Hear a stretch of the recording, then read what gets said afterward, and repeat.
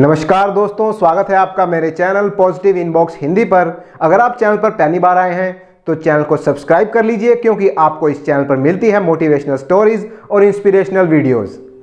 आज की हमारी स्टोरी बहुत ही इंटरेस्टिंग और बहुत ही स्पेशल है, इसलिए आपसे रिक्वेस्ट है कि वीडियो को पूरा जरूर देखिएगा। तो चलिए शुरू करते हैं आज की हमारी स्टोरी। निम्मो अपनी शादी के बाद अपने पति के साथ ससुराल पहुंची। उसके परिवार में सिर्फ वो खुद, उसका पति और उसकी सास ही थी। निम्मो का मायका भी पास वाले गांव में ही था। मायका और ससुराल दोनों ही आसपास के गांव में थे, इसलिए निम्मो अक्सर ही अपने मायके का चक्कर लगाती रहती। कुछ दिनों तक तो सब ठीक ठाक चलता रहा, लेकिन महीना बीतते बीतते निम्मो और उसकी सास में खटपट होने लगी। निम्मो की सास को निम्मो का हर दूसरे दिन मायके जाना पसंद नहीं था। वो कहती, निम्मो सुनो, शादी के बाद ससुराल ही तेरा असली घर है। तू हर दूसरे दिन मायके जाएगी तो तेरे पति का और मेरा ख्याल कौन रखेगा। समय बीतने के साथ साथ सास बहू के संबंध सुधरने की बजाय और भी बिगड़ने लगे थे। निम्मो अपने मायके जाने की आदत से बाज नहीं आ रही थी और सासू माँ उसे हर बात पर टोकने से नहीं मानती थी। एक दिन तो नौबत मारपीट तक आ गई।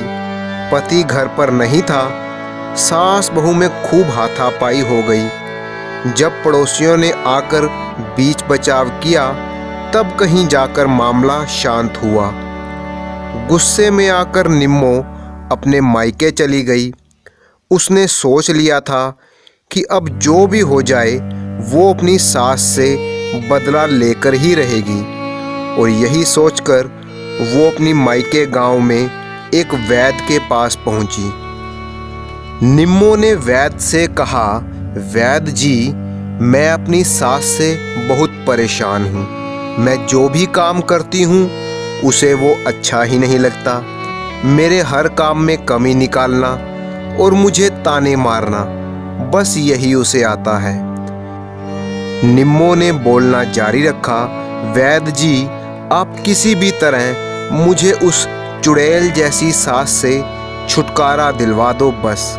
निम्मो बहुत गुस्से में थी।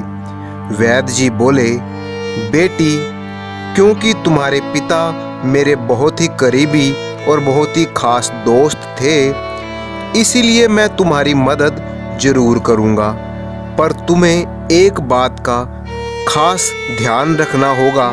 मैं जैसा कहूँगा ठीक वैसा ही करना, वरना तुम मुसीबत में फंस जाओगी।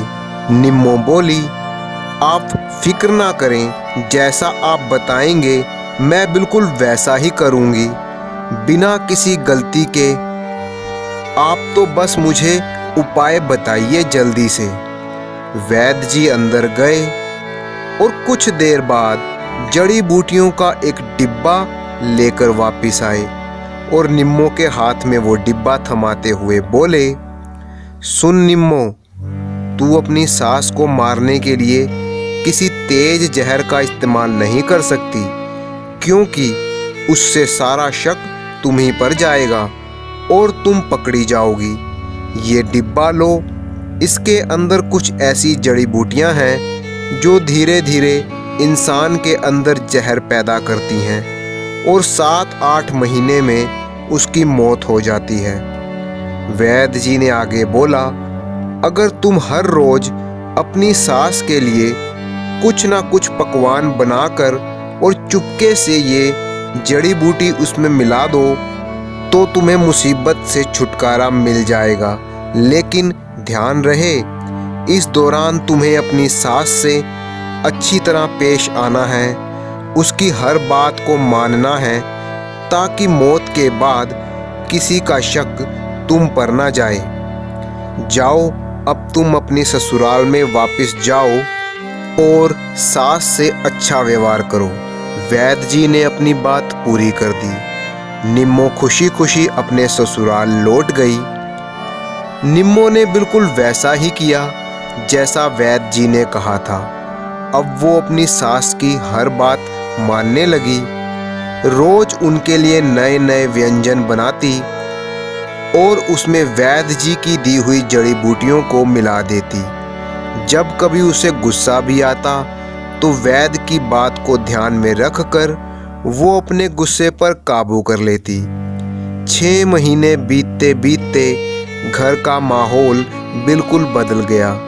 जो सास पहले बहू की बुराई करते ना थकती थी, अब वो घर घर घूमकर निम्मो की ही तारीफ करती रहती थी।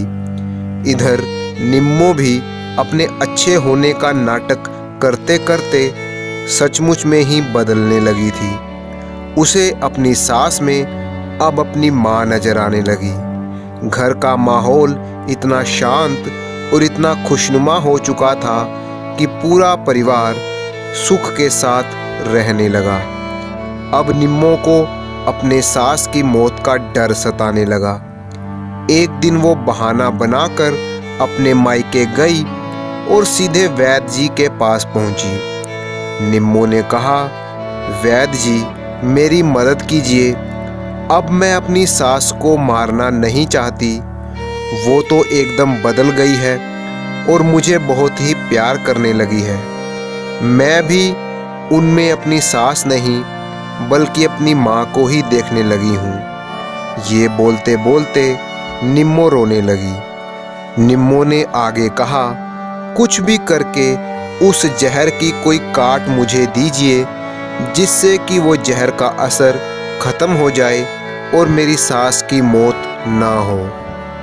वैद्य जी बोले, बेटी, चिंता की कोई बात नहीं है। दरअसल मैंने तुम्हें कभी जहर दिया ही नहीं था। उस डिब्बे में तो बस साधारण सी जड़ी बूटियां ही थी जिसका कोई नुकसान नहीं होता। जहर तो बस तुम्हारे नज़रिए में था, लेकिन मैं खुश हूँ कि तुमने अपनी सास की सेवा की और उन्हें जो प्यार दिया उससे वो जहर खत्म हो गया। निम्मो खुशी से झूमने लगी और वापस अपने परिवार के साथ बहुत ही खुशहाली से रहने लगी। दोस्तों, आपको आज की स्टोरी कैसी लगी ये हमें कमेंट बॉक्स में ज़रूर बताइएगा और मुझे तो ये पूरा यकीन है कि आपको अच्छी ही लगी होगी। इसलिए वीडियो को लाइक कीजिए और शेयर कीजिए अपने दोस्तों के साथ। Thank you for watching.